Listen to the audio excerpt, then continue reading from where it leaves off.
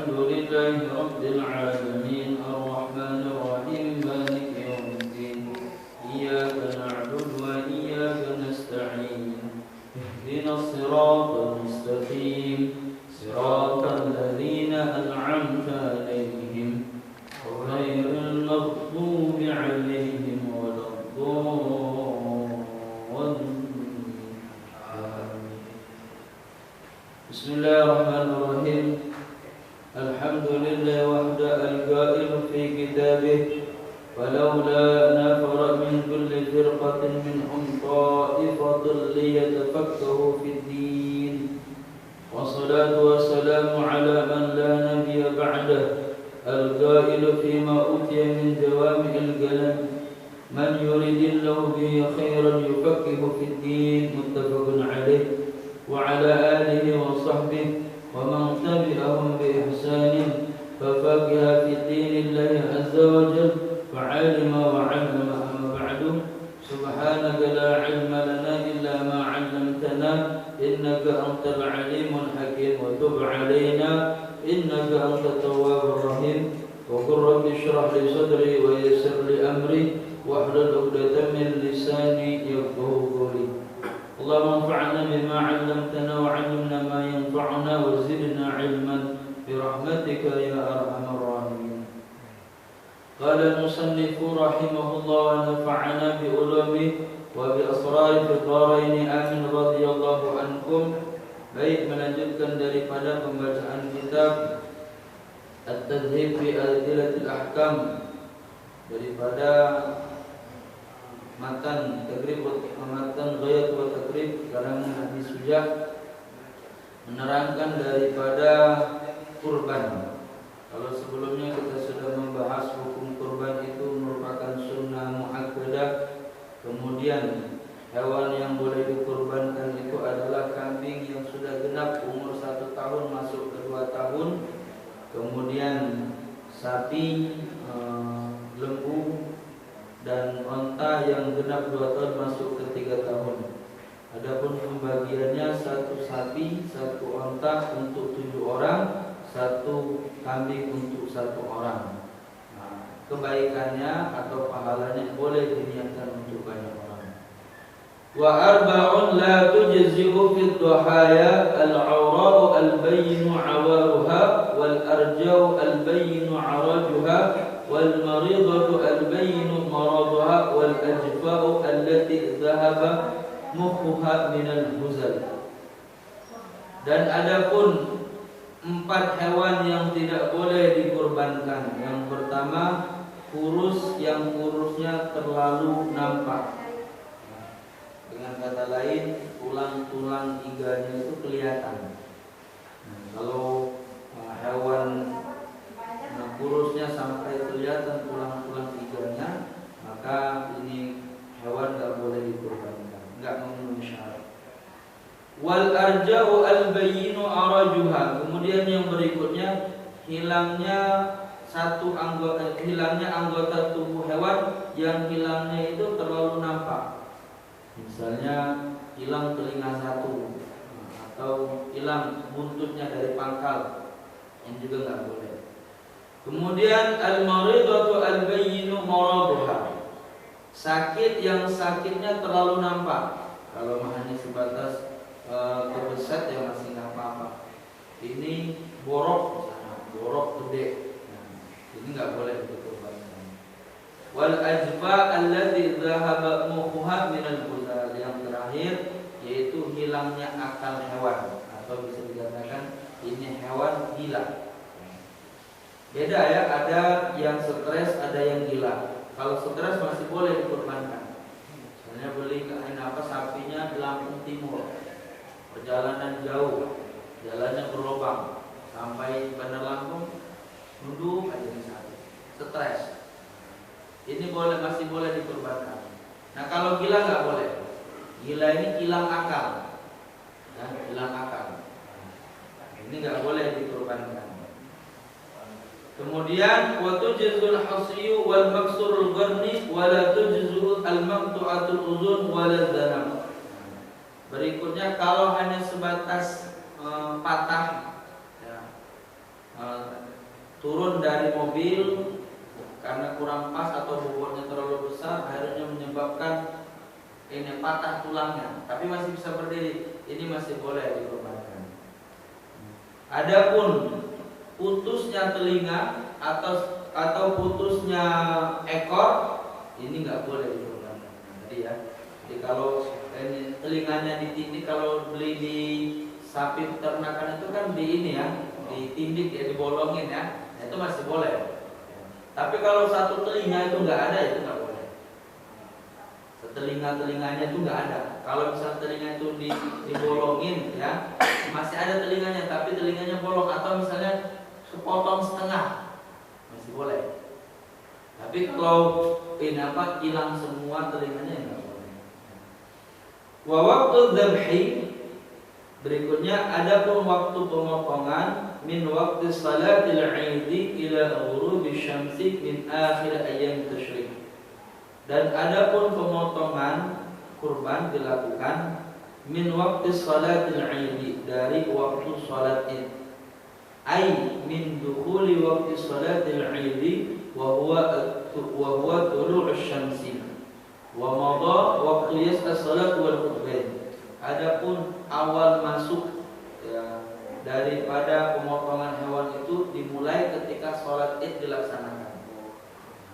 Allahu Akbar, imam sholat, itu tukang potong udah boleh memotong hewan. Tapi kalau sholat Id belum dilaksanakan, itu hewan main potong-potong aja, itu nggak jadi kurban, nggak terhitung kurban. Kenapa? Karena awal masuk daripada pemotongan hewan itu ketika sholat Id dilaksanakan. Wal afdal, akan tetapi utamanya ba'dal firaghi minas sholati wa sima'ul khutbatain. Setelah melaksanakan sholat, kemudian mendengarkan dua khutbah. Kalau di dalam kitab Fathul Mu'in ditambahkan pulang dulu. Kalau di dalam kitab Fathul Mu'in pulang dulu baru balik lagi. Jadi sunnahnya utamanya itu selesai melaksanakan sholat dua Id, setelah melaksanakan sholat Id Idul Adha, kemudian mendengarkan dua khutbah, setelah itu pulang ke rumah, habis itu balik lagi baru dilaksanakan pemotongan hewan. Itu sunnah utamanya seperti itu. Itu kena waktu masuknya ya. Adapun ini waktu akhirnya adalah ayyam tasyrik, akhir min ayyam tasyrik, hari akhir dari hari-hari tasyrik. Hari tasyrik itu asyir min Zulhijjah, 10 Zulhijjah ya. Kemudian asyar min Qamar ya, kedua 12 daripada bulan Zulhijjah, Tsalits asyar, dan yang terakhir 13 daripada bulan Zulhijjah. Jadi 11, 12, 13 itu disebut dengan hari tasyrik. 10-nya itu hari lebaran. Lebaran Idul Adha-nya 10. Adapun 11, 12, 13 itu hari tasyrik. Dikatakan wa kullu tasyrik dzabhun, kata Rasulullah SAW, semua hari-hari tasyrik 11, 12, 13 itu adalah hari pemotongan. Berarti punya waktu 10, 11, 12, 13. Lewat dari terbenamnya matahari di hari ke-13 bulan ini, bulan Zulhijjah, maka enggak lagi disebut pemotongan kurban. Jadi, karena apa? Karena akhir waktunya adalah ila ghurubi syamsi min akhir ayyam tasyrik, sampai terbenamnya matahari di hari akhir tasyrik, yaitu di hari ke-13. Kalau motongnya ba'da asar masih boleh. Tapi kalau motongnya udah maghrib itu nggak boleh lagi. Itu nggak dikatakan kurban lagi, tapi pemotongan biasa. Gitu ya. Di hari ketiga tasyrik. Itu masalah daripada hewan yang tidak boleh dikurbankan, kemudian waktu pemotongan kurban. Sampai sini ada pertanyaan? Insyaallah kita lanjutkan di pertemuan yang datang. Yusta. Apakah ada ketentuan kurban itu harus hewannya laki-laki, dan apakah boleh kalau hewan kambing itu kan biasanya ada yang copot sebelah atau patah Bismillahirrahmanirrahim. Apakah ada ketentuan harus laki-laki? Tidak ada ketentuan. Jadi mau kurban laki, mau kurban perempuan boleh. Wa innama, akan tetapi kalau dia kurban perempuan, pertama pastikan dulu itu hewan enggak dalam kondisi hamil. Yang pertama ya.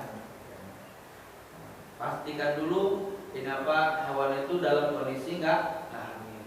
Kemudian yang kedua, ya, pastikan dulu kalau di wilayah itu kambing perempuannya banyak, hewan perempuannya banyak. Kenapa ulama beristihad, ulama berpendapat itu diutamakan kurban laki-laki, lihat dan nasab, biar hewan ini terus regenerasi ya. Jadi nggak putus, jangan sampai nanti kambing langka atau sapi langka. Sebab kenapa? Karena yang betina pun ikut dipotong. Maka ulama beristihad baiknya yang dikurbankan yang laki. Ya. Yang pertama pastikan dulu dalam kondisi hamil atau tidak. Yang kedua, kalau memang di daerah situ banyak hewan perempuan. Bahkan dikatakan di dalam satu kitab, saya lupa nama judul kitabnya, itu kurban hewan perempuan ya, yang nggak kawin itu lebih utama daripada kurban hewan laki-laki yang doyan kawin, atau dalam istilahnya majir. Majir itu kambing atau ya intinya nggak nganak ya. Ada hewan perempuan yang nggak nganak, majir namanya. Nah itu majir lebih utama dikurbankan daripada bandot yang doyan kawin. Sehari bisa 10 kali kawin misalnya. Itu lebih utama majir yang dikurbankan. Kenapa? Karena dalam segi kualitas daging lebih utama. Lebih utama kualitas dagingnya. Jadi gitu ya. Jadi nggak apa-apa. Nggak ada ketentuan harus laki. Boleh laki, boleh perempuan. Cuman tadi pertama pastikan dulu dalam kondisi hamil atau tidak. Kalau dia dalam kondisi hamil, baiknya jangan. Kenapa? Karena ada yang mengatakan nggak boleh sama sekali. Baiknya jangan ya. Kenapa? Karena itu kondisinya menipu. Nampak dari luar besar, padahal dalam kondisi hamil. Itu ijtihad ulama. Dan ulama seperti itu. Kemudian yang kedua tadi apa tadi?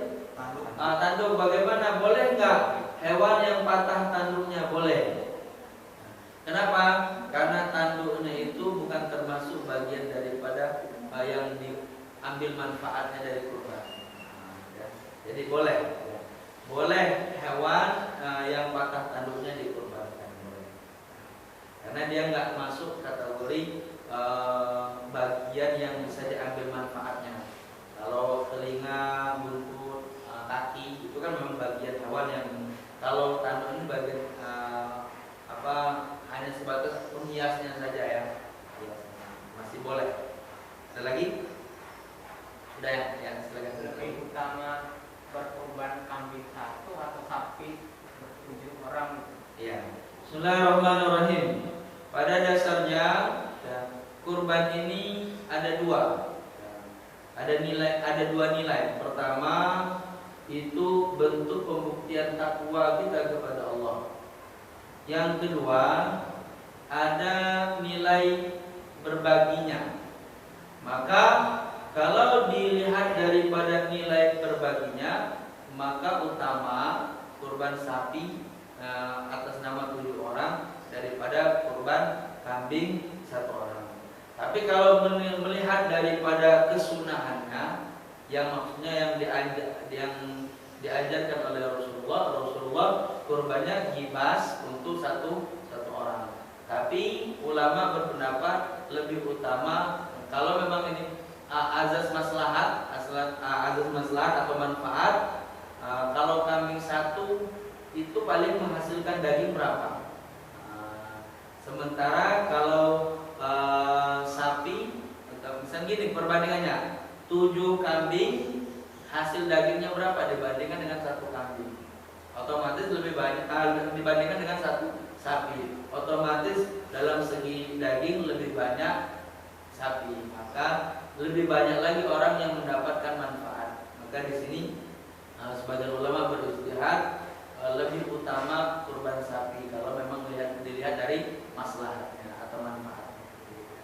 Tapi bukan berarti kurban kambing itu nggak utama juga karena Rasul kurbannya kambing. Jadi intinya dua-duanya ini manfaat ya, dua-duanya utama. Kalau ngambil kurban kambing mungkin mengikuti daripada kurbannya Rasul. Kalau kurban sapi tadi atas azas maslahat untuk orang banyak. Jadi orang banyak lebih banyak lagi manfaatnya kalau misalnya dagingnya lebih banyak. Wallahu a'lam. Sudah ya?